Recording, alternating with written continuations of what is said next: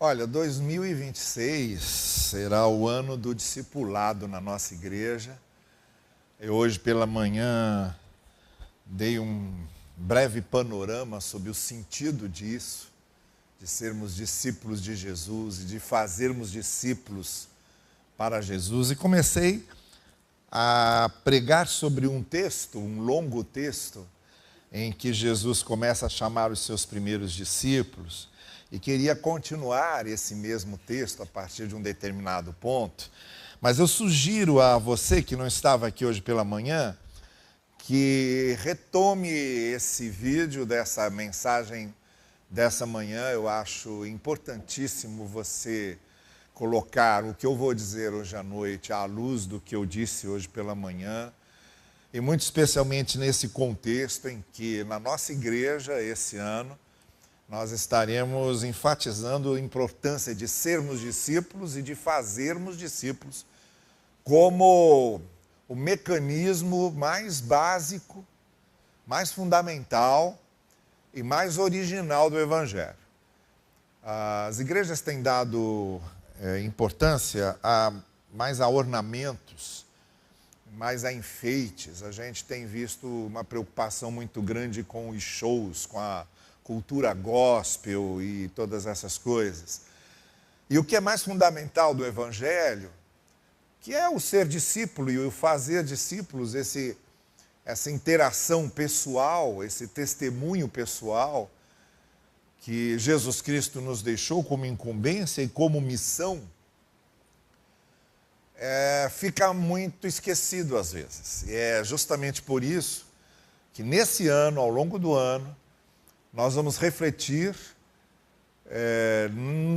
nas mensagens de púlpito, nas lições da escola dominical, nos livros da nossa roda de leitura, na reunião com os coordenadores. Eles já estão fazendo todo o planejamento de ação das nossas atividades aqui nas diversas coordenadorias, para que esse tema esteja sempre pairando como uma força motriz para tudo que a gente for refletir e fazer aqui.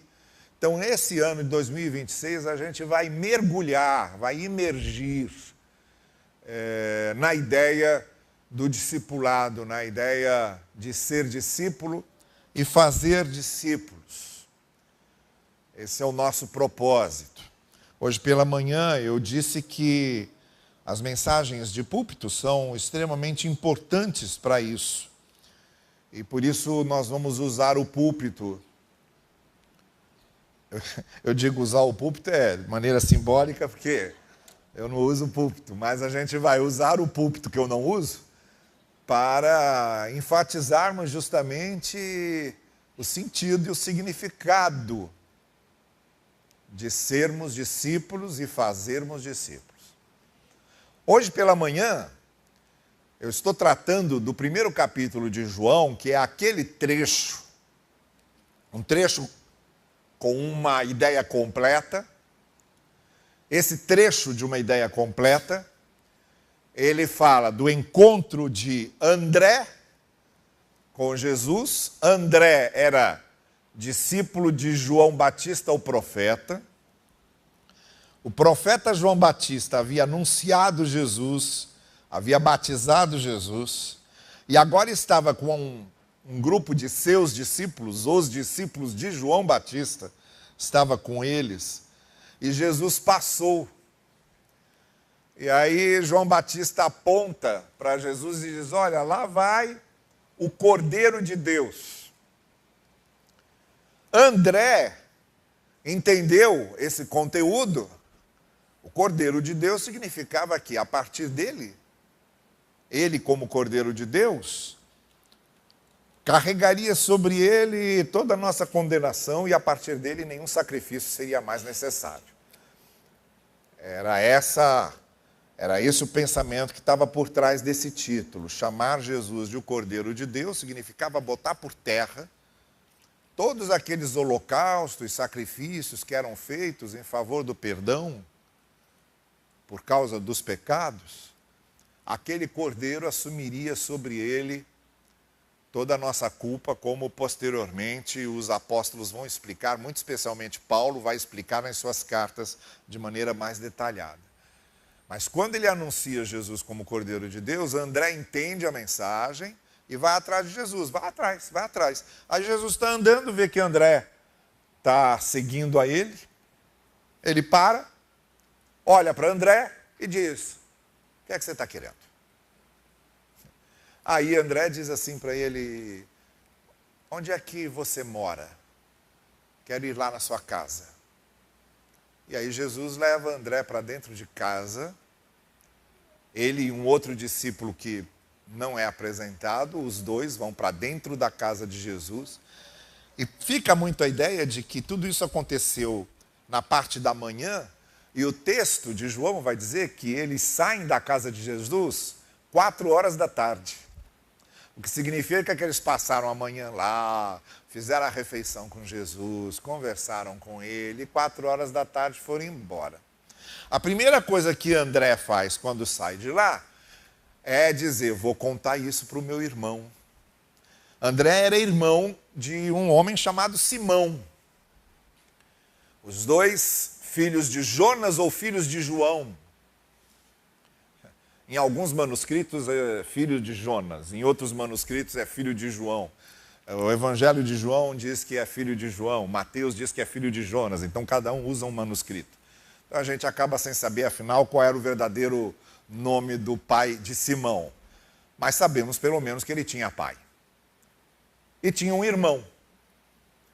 Ele vai e diz para o irmão dele, Simão: olha, a gente achou o Messias. Achamos esse que nós estávamos esperando. A gente depois vai saber o temperamento desse Simão, que era Pedro. Então a gente até já imagina a reação dele. Ah, você está brincando? Eu falei: eu estou falando sério. Eu só acredito vendo. Então vamos lá. Então ele leva Simão até Jesus. Jesus vira para Simão e diz para ele: a partir de agora você não vai se chamar mais Simão, você vai se chamar Cefas, que é um nome aramaico que significa pedra. E aí ele começou a ser chamado de Pedra. O nome que é adotado é Pedro. E então hoje pela manhã eu tentei mostrar que o conteúdo do discipulado é Jesus, ele que é o assunto. Discípulo de Jesus aprende com o mestre. Então agora só vale o que o mestre pensa, o que ele interpreta. Então hoje pela manhã eu disse: o que Jesus interpreta da lei de Moisés é que interessa para a gente. O que Jesus interpreta dos profetas é que interessa para a gente. O que Jesus interpreta do Antigo Testamento é que interessa para a gente. O Antigo Testamento agora é lido à luz do que Jesus interpreta. Por isso que a gente agora chama de Novo Testamento. É uma nova leitura do Antigo Testamento que fica sendo uma antiga leitura. É a leitura de Jesus que nos interessa. E tudo que Jesus vai ensinar sobre a vida, sobre o ser humano, sobre conduta, sobre nossos posicionamentos. Então vale para o discípulo de Jesus o que o mestre pensa e o que o mestre ensina. Ou ele não é discípulo de Jesus. Então isso aqui é a questão. Está aqui o Cordeiro de Deus. Ele é o mestre. É o que ele ensina. Outra coisa que eu disse é que o discípulo não sabe só sobre Jesus. Ele tem convívio com Jesus. A gente entra na casa de Jesus, senta na mesa de Jesus, come a refeição com Jesus, tem esse convívio. Não é só uma coisa de cabeça, é uma coisa de coração, de convívio com ele.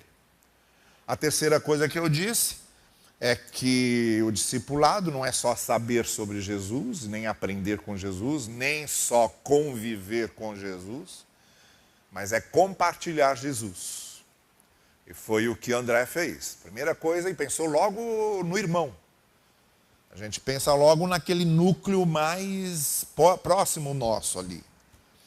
É com eles que a gente logo quer compartilhar. E por fim, O discipulado significa que Jesus vai mudando a vida da gente. Mudar o nome significava que a vida tinha mudado. Como eu disse hoje pela manhã, aconteceu com Abraão, aconteceu com Jacó, aconteceu com Saulo. Mudou o nome deles, porque a vida deles foi mudando. A vida deles foi sendo transformada. E é o que acontece. O processo de discipulado é um processo de mudança de vida. Se a vida não está mudando, não está sendo discípulo. Está sendo religioso, está sendo evangélico, está sendo membro de igreja, qualquer nome que você queira dar, mas discípulo não. O discípulo ele tem a vida dele transformada.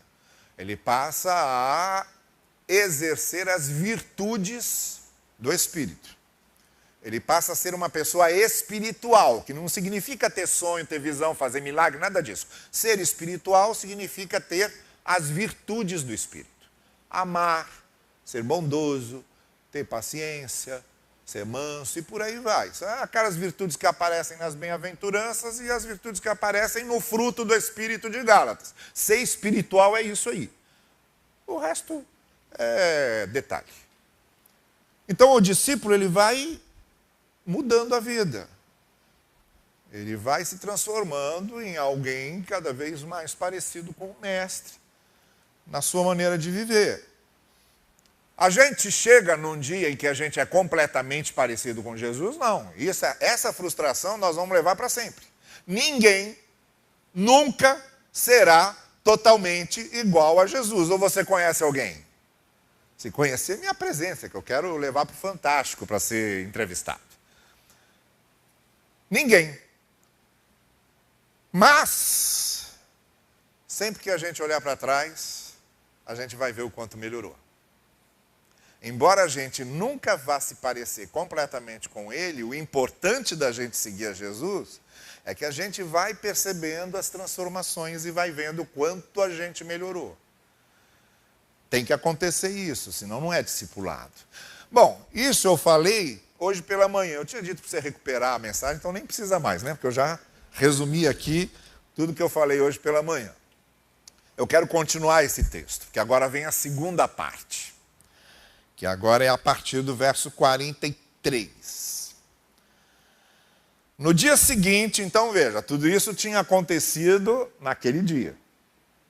No dia seguinte, João capítulo 1, verso 43, decidiu Jesus partir para a Galileia. Então até ali, olha, o encontro com João Batista, tudo é Judéia. Não é? João Batista era um profeta ali na beira do Jordão, tudo Judéia, parte sul. Jesus resolveu ir para Galileia, parte norte, e encontrou Filipe, um novo discípulo, e disse a Filipe: segue-me. Filipe era de Betsaida, a cidade de André e Pedro. A gente tem aqui um outro desencontro, porque Marcos diz que a cidade de Pedro era Cafarnaum. Esses detalhes de informação, a gente sempre vai encontrar certas diferenças. É muito comum acontecer isso, tá bem? Eu já expliquei aqui que ninguém tinha o livro à mão para consultar, ia citando as coisas de memória. Aqui diz que eram de Betsaida.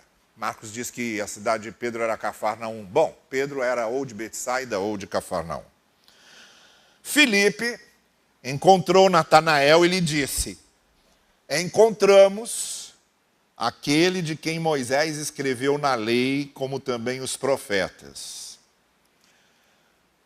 Houve uma vez, isso está registrado em Deuteronômio, que Moisés disse: o Senhor levantará um profeta maior do que eu.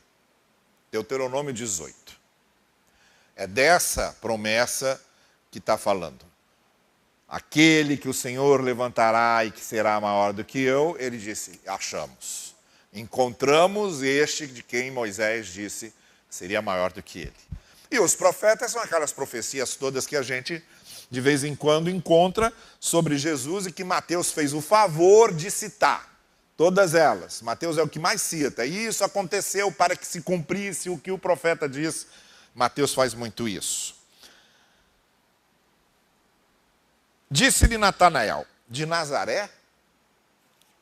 Pode vir alguma coisa boa de Nazaré? Disse-lhe Filipe: vem e vê. Jesus viu Natanael vindo em sua direção e disse: está aí um verdadeiro israelita, no qual não há falsidade. Ele crê, cumpre e é sincero na sua fé. Natanael disse: como é que você fala isso a meu respeito? De onde você me conhece? E Jesus respondeu: antes que Filipe chamasse você, eu vi você quando você estava debaixo da figueira. Então Natanael responde: mestre. A mesma reação que aqueles discípulos tiveram, André e o outro: mestre. Já adota Jesus como mestre. Mestre. A experiência ali, o que aconteceu, de repente fez com que eles entendessem que ele era realmente o mestre que estavam esperando. Mestre, tu és filho de Deus, és o rei de Israel. Respondeu Jesus: porque eu disse que te vi debaixo da figueira, tu crês? Verás coisas maiores do que estas. Eu digo a você, você verá o céu aberto e os anjos de Deus subindo e descendo sobre o Filho do Homem. É esse trecho que termina toda essa passagem sobre esses discípulos de Jesus, e é sobre ele que eu queria conversar com vocês esta noite. A gente volta a ter aqui, como a gente teve na primeira parte, como eu disse hoje pela manhã, a gente volta a ter nessa segunda parte outras tantas características do discipulado, de ser discípulo de Jesus. A primeira coisa que logo se destaca é o que aconteceu também lá no trecho anterior. Jesus dizendo: segue-me, venha atrás de mim, venha comigo. O discipulado começa aqui. Seguir é uma coisa móvel. A gente segue andando. A gente segue no caminho. Jesus, a gente segue no caminho. Jesus, a gente segue andando. É no transcurso da vida, é no percurso da nossa jornada, é na jornada na nossa vida que a gente vai seguindo Jesus. A experiência de seguir Jesus se dá nesse percurso, se dá nessa experiência de vida, se dá nesse transitar, se dá nessa caminhada. O segue-me aqui é a figura de algo que a gente vai fazendo constantemente. Começa a seguir a Jesus e não para mais. Aquilo passa a ser parte do nosso caminho e da nossa identidade. Então, o discipulado começa, a nossa experiência como discípulos de Jesus começa nesse encontro com Jesus. Como eu disse pela manhã, ele é o personagem principal, ele é o conteúdo, ele é o mestre, ele é a referência, é ele. Nós somos discípulos de Jesus. A referência é ele. A referência é o que ele pensa. A referência é como Jesus vê o mundo. A referência é como Jesus vê as pessoas. A referência é como Jesus interpreta a vida, as escrituras, o mundo, tudo. Ele é o mestre, ele é a referência. A gente vai dizer o que diz o mestre e vai aprender com ele. É isso que é discípulo de Jesus. Não é uma ligação institucional. É uma ligação de coração e é uma ligação de mente. É uma ligação mental e uma ligação emocional. Ter Jesus como referência é um passo que não é dado de qualquer maneira. Não tem como. Porque é um passo que você dá dizendo, a partir de agora, esse que se chama Jesus Cristo é que vai definir minha vida e minha maneira de ser. Então não é uma coisa que acontece. Não é uma coisa que se faz inconsequentemente. É uma coisa que se faz de maneira pensada, é uma decisão. É uma escolha. uma escolha que vai trazer consequências, porque quando eu digo, eu quero seguir esse Jesus, eu estou optando por consequências que vão acontecer na minha vida a partir do que ele vai ensinar. Então, segue-me. É esse chamado para essa nossa identificação com ele. A segunda coisa que eu quero chamar a atenção é como é que essas coisas todas se manifestam de maneira muito simples. A maneira como Jesus resolveu se manifestar a nós foi de modo e de recursos muito simples. Quais são as duas referências que são feitas a respeito de Jesus aí? Filho de José e vindo de Nazaré.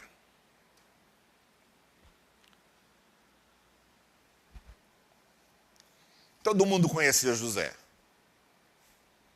Ele era marceneiro. Marceneiro naquela época não trabalhava só com madeira, trabalhava com pedra também. Aliás, era mais pedreiro do que trabalhava com madeira. Mas trabalhava, era trabalho manual, e então fazia móveis, fazia objetos. Então era muito conhecido.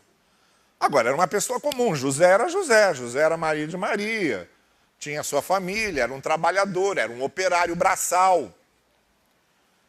Trabalhava para comer, comia para trabalhar, como qualquer pessoa. Então essa é a primeira referência que é feita sobre Jesus. Ele é filho de José. Essa coisa tão simples. Esse Messias a gente esperava que fosse assim, da linhagem sacerdotal, um rabino muito famoso, alguém que viesse de uma família especial, com um sangue mais nobre, qualquer coisa parecida. Não. Era o filho de José, essa é a primeira referência. A segunda referência é a cidade, Nazaré, que não era nada. Não era nada. Era, me perdoe se tem alguém de lá, Santa Maria Madalena, no interior do estado do Rio aqui. A única pessoa famosa que veio de Santa Maria Madalena foi a Dercy Gonçalves. Mais ninguém. Santa Maria Madalena, nem acidente de bicicleta acontece lá. É como se dissesse isso. Vem de Santa Maria Madalena. Não vou falar isso.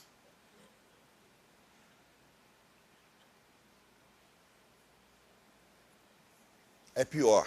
Então eu nem falo nisso. Agora vejam, a referência tem a ver com a insignificância do lugar. Então o que eu quero dizer para vocês é o seguinte. A maneira como Jesus se revelou, como é que Jesus se revelou a nós? Nasceu numa estrebaria, a gente celebrou o Natal há pouco tempo, nasceu numa estrebaria. Logo depois que nasceu se tornou um refugiado. Que estava sendo perseguido, teve que ser um refugiado, ficou exilado fora até um determinado tempo. Depois volta.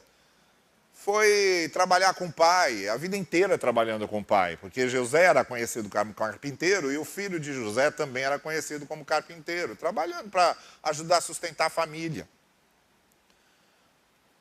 Então ele vem dessa maneira muito simples, andando nas cidades, nas aldeias, rodeado de gente comum. Jesus nunca andou rodeado de famosos. Jesus nunca andou rodeado de estrelas. Pelo contrário, essas pessoas mais figuras de Jerusalém, por exemplo, as que mais odiavam Jesus até pela maneira dele se manifestar, daquela forma tão simples. Então o discipulado é uma coisa muito simples, porque vem de um mestre muito simples. Jesus falava a linguagem do povo, Jesus contava histórias para ilustrar o que ele queria. Você quer uma maneira mais simples de ensinar as pessoas do que contando histórias? Ele contava histórias, e eram às vezes histórias engraçadas, com cenas pitorescas, que as pessoas riam. E ele ia ensinando as coisas através dessas histórias.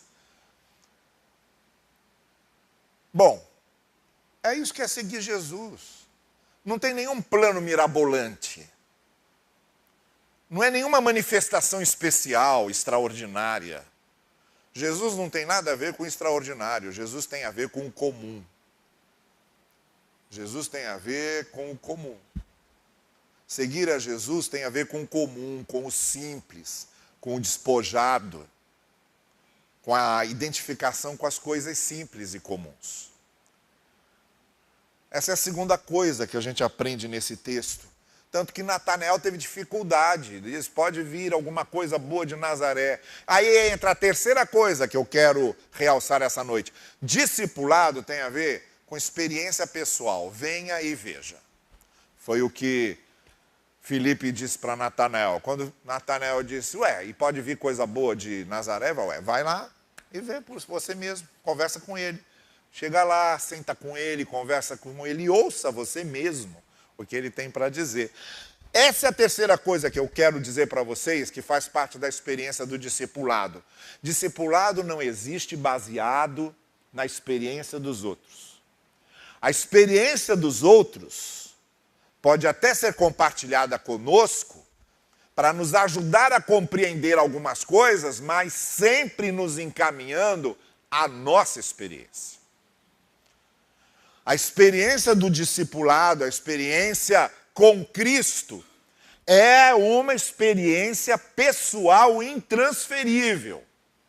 Ela não é hereditária, ela não é imposta institucionalmente, ela é experimentada de maneira individual, pessoal. Deus é um para cada um. Cada um terá suas experiências com Jesus e com Deus. E terá o seu processo de desenvolvimento, porque até esse processo de desenvolvimento é feito de maneira diferente com cada um, dependendo da nossa estrutura psicológica, da nossa cultura histórica, do nosso perfil emocional. Jesus vai trabalhando, você vai pegando aquelas pessoas que Jesus foi encontrando, você vai vendo que ele foi trabalhando diferentemente com cada um. A mulher do poço ele trata de um jeito, o oficial romano ele trata de outro jeito, ele vai conduzindo as conversas de acordo com as necessidades de cada pessoa. Então é uma experiência pessoal, tanto a experiência com Jesus é pessoal, quanto o desenvolvimento é pessoal também. Venha e veja, esse é o apelo do discipulado. Por mais que você, por exemplo, seja discipulado por alguém que consiga compartilhar com você a fé que ele tem, a fé tem que ser sua. A fé é uma experiência sua. Venha e veja. Não tem como transferir isso. Discipular uma pessoa não é transferir a nossa fé para ela. Discipular uma pessoa é levar a pessoa a ter a sua própria experiência de fé. E a maneira como Jesus vai trabalhar com ela. Essa foi outra coisa que aconteceu. E o quarto elemento do discipulado, que fecha esse trecho, aliás, que fecha não, tem mais uma coisa. O quarto elemento do discipulado é aquilo que aconteceu com Natanael, né? O que significa o que Jesus disse para ele? Jesus disse, está aqui uma pessoa que tem uma fé sincera. Está aqui uma pessoa que a fé não é falsa, a fé é verdadeira. Ele crê realmente, ele crê na lei de Moisés, ele crê na Escritura, ele crê em Deus, crê no que o judaísmo ensina. Está aqui uma pessoa que crê sinceramente, não tem falsidade nessa fé. E aí o Natanael acha interessante, porque nunca tinha encontrado com Jesus antes, e pergunta, como é que você diz isso a meu respeito? Você me conhece de onde? E Jesus responde, eu vi você debaixo da figueira. Olha, há dois caminhos que a gente pode tomar para compreender o que Jesus quis dizer para ele. O primeiro caminho é o caminho simbólico. Quando Jesus diz que ele é uma pessoa com uma fé autêntica, a figueira, na simbologia judaica, era o lugar onde, por exemplo, os rabinos iam estudar as Escrituras. E se dizia que você podia ter uma experiência de aprendizado com as Escrituras debaixo da figueira. A figueira simbolizava esse momento em que você aprendia a Escritura. Então, Jesus podia estar se referindo ao fato de Natanael ter uma fé sincera por estudar sinceramente, genuinamente, de coração aberto à Escritura, e Natanael ficou surpreso com ele dele usar essa figura a respeito dele mesmo. Mas há um outro caminho, e eu prefiro esse outro caminho. Na minha interpretação do evento e na minha visão do evento, Jesus tocou ali numa ferida. O que estava acontecendo debaixo daquela figueira não era só estudo da Bíblia. O que estava acontecendo ali debaixo da figueira era uma grande aflição, era uma grande dúvida. De alguma forma, Natanael estava atravessando algo na sua vida existencial, pessoal, que Jesus Cristo viu, compreendeu e disse para ele: compreendi o que está acontecendo com você. E isso foi o que desnorteou Natanael e fez as resistências de Natanael caírem por terra. Foi ele descobrir: esse homem me conhece. Esse homem sabe o que vai no meu coração. Esse homem conseguiu entender meu drama. Conseguiu entender minha angústia. Conseguiu entender quem eu sou. E aí, Natanael desarma. Não tem como você resistir a um amor que faz questão de mostrar que conhece você. Que conhece você profundamente. Então, o discipulado é sério, porque o nosso mestre nos conhece. O amor do nosso mestre nos conhece. Ele sabe o nosso coração, ele sabe nossos sentimentos, ele conhece a nossa história, ele sabe o que precisamos, ele sabe como trabalhar com a gente. Ele sabe porque nos conhece. Então, nós somos discípulos de um mestre que nos conhece. E que olha para o nosso coração e lê o nosso coração. Lê a nossa alma. Sabe das nossas angústias e das nossas aflições e das nossas alegrias e das nossas perdas e das nossas vitórias e sabe tudo. Então, o discipulado tem a ver com esse convívio com alguém que nos conhece e sabe o que precisamos. E porque sabe o que precisamos, sabe trabalhar conosco. É isso que nos conforta em certas situações da vida que a gente não consegue compreender por que Deus permitiu que acontecesse determinada coisa. O que nos conforta é que Deus nos conhece. A certeza de Paulo que Deus nos conhece, e Paulo, que tinha literalmente comido o pão que o diabo amassou, passou por tudo que você pode imaginar, uma pequena descrição disso está lá em 2 Coríntios 11. Leia 2 Coríntios 11 e vá anotando o que é que Paulo passou. Se você pensa que você tem problema. Leia lá. O que dava certeza para Paulo a respeito dessa segurança era saber disso. Deus não permitirá que tenhamos uma aflição acima da nossa capacidade de suportar. Batata. Paulo absorve essa verdade na sua experiência e diz: olha, passei poucas e boas, mas Deus sabia que eu ia conseguir suportar. Porque Ele me conhecia e só permitiu o que eu conseguiria suportar. Lembram da conversa de Deus com o filho de Elohim, né? Os filhos de Elohim chegaram lá diante dele e um deles queria tentar Jó e mostrar que Jó só estava interessado nas bênçãos de Deus, só era o que era porque Deus o abençoava. E Deus diz a ele: pode tirar dele o que você quiser, só não lhe tire a vida. Ele impõe lá um território que não podia ser ultrapassado. É desse território que Paulo está falando. O que Deus permite acontecer na nossa vida, Ele permite porque sabe que seremos capazes de suportar e superar aquilo que vai nos ajudar nisso. Então, esse é o nosso mestre, um mestre que conhece a gente. Isso é extremamente confortador. Conhecia Natanael. Agora sim eu vou fechar. A quinta coisa, o quinto elemento, foi o que Jesus responde para Natanael.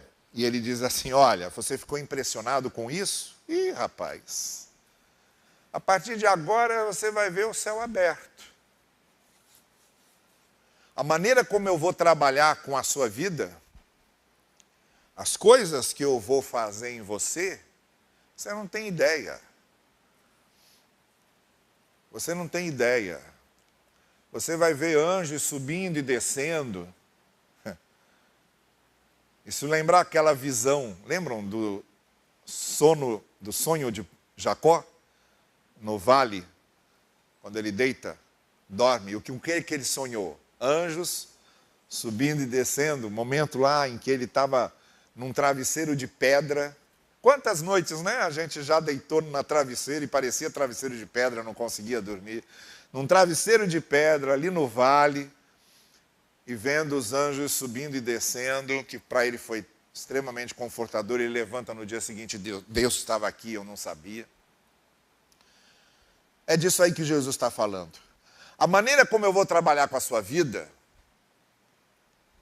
a maneira como você vai crescer, a maneira como a sua fé vai se desenvolver, é como se o céu estivesse se abrindo e como se você estivesse vendo anjos descendo e subindo. A sua fé será amadurecida, sua fé será desenvolvida. Você vai crescer. Você vai crescer na fé, você vai crescer na sua maneira de crer, você vai crescer no seu relacionamento comigo, você vai crescer na sua visão de mim, você vai crescer. O discipulado traz em si, seguir Jesus traz em si essa promessa: vocês verão os céus abertos. Vocês vão crescer. A fé de vocês vai se desenvolver e vocês terão uma fé madura, porque discipulado é exatamente esse crescimento e esse desenvolvimento. Então temos aqui mais 5 elementos que eu queria que você juntasse com os 4 anteriores. E temos nesse trecho todo, desde o encontro de Jesus com André até o encontro de Jesus com Natanael, passando por Simão e passando por Filipe, nesses encontros aqui, você tem o que é o discipulado descrito nesse trecho. Com todos esses elementos ali sugeridos. Eu disse hoje pela manhã que os textos bíblicos, eles são muito concentrados naquilo que eles contam. E porque eles são concentrados, eles abrem camadas e camadas de interpretação. Nós estamos fazendo algumas. Outras tantas podiam ser feitas. Mas eu estou fazendo aquelas camadas que têm um interesse mais imediato para nós, que queremos fazer de 2026, o ano do discipulado. E o desafio que eu quero deixar para você, como eu disse hoje pela manhã e volto a dizer, eu sei que você fez alvos para 2026, mas acima de tudo, o nosso alvo em 2026 tem que ser que eu seja um discípulo melhor. Que eu seja um melhor seguidor de Jesus. Porque se eu for um discípulo melhor, os outros alvos ganharão um sentido muito mais profundo. Quando eu sou um discípulo de Jesus melhor, todos os alvos que eu faço para a minha vida ganham um sentido muito mais profundo. Até as minhas escolhas para fazer alvo serão outras. Cada vez que eu sou um discípulo melhor, os meus alvos serão melhores. As minhas escolhas serão melhores. Então, que o nosso alvo para 2026 seja que eu seja um discípulo melhor, para inclusive ver o que é melhor para a minha vida. Que eu seja um discípulo melhor, para inclusive escolher o que de fato é melhor para a minha vida. Que eu seja um discípulo melhor, para inclusive pisar em lugares que de fato irão abençoar a minha vida. Que eu seja um discípulo melhor para me relacionar com pessoas de uma maneira que a minha relação seja abençoadora. Os meus alvos serão melhores se eu for um discípulo melhor. Então, acima de todas as coisas, o nosso grande alvo para 2026 é sermos discípulos melhores. Por isso é o ano do discipulado. E eu convido você a entrar nesse barco e a navegarmos juntos pelo barco do discipulado de Jesus. Que Ele assim nos abençoe. Amém. Curva a sua cabeça comigo e faça a sua oração. Tá bem? Vamos falar com Deus depois dessa reflexão que fizemos. Faça isso agora. Abra seu coração. Diga ao Senhor: Senhor, eu quero ser um discípulo melhor. Nesse ano que eu aprenda a ser um discípulo melhor. E que eu de fato cresça. Que a minha fé de fato cresça. Que a minha experiência contigo de fato cresça. Que eu de fato me transforme numa pessoa melhor. Mais humana. Mais perto de ti, do teu propósito. Que eu me torne uma bênção melhor para os outros. Que a minha passagem pela vida dos outros seja marcante no sentido benéfico sempre. Que eu espalhe benefícios. Que eu seja esse instrumento de bênçãos na tua mão. Que eu seja um discípulo melhor por ter virtudes melhores, qualidades melhores, e que os outros vejam essas qualidades melhores em mim. Faça a sua oração, peça isso. Peça que 2026 seja também o ano do discipulado para você, na sua vida pessoal. O grupo de louvor vai vir aqui à frente, enquanto você está orando silenciosamente, colocando a sua vida como discípulo de Jesus nas mãos dele. E a gente vai encerrar cantando juntos esse último cântico. E transformando essa reflexão dessa noite num desafio para nós. Sermos discípulos que Jesus gostaria de ter. Que nós sejamos os discípulos que Jesus gostaria de ter.